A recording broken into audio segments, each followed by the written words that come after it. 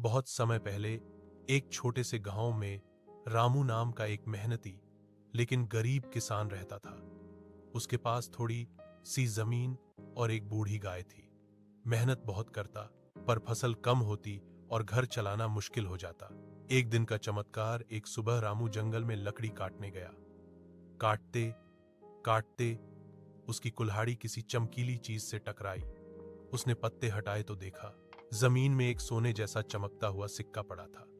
सिक्के को हाथ में लेते ही उसमें से एक धीमी सी आवाज आई, मैं जादुई सिक्का हूं, जिस चीज की सच्चे मन से जरूरत हो वही तुम्हारे सामने ला दूंगा। रामू घबरा भी गया और खुश भी। पहली इच्छा रामू बोला, घर में अनाज नहीं है, काश थोड़ा अनाज मिल जाए। और बस उसके सामने एक बड़ा अनाज का कट्टा आ गया। रामू समझ गया यह सिक्का सच में जादुई है।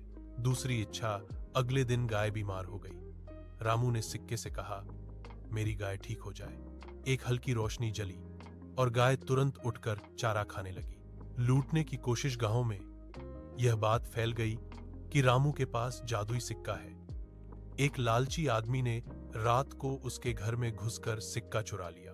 उसने कहा, मुझे बहुत सारा सोना चाहिए।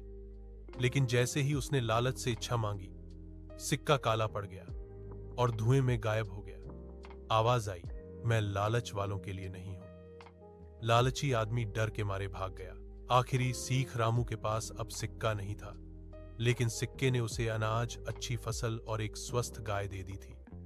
उसने समझ लिया, जादू हमेशा जरूरत वालों की मदद करता है और सबसे बड़ा जादू मेहनत और संतोष में है।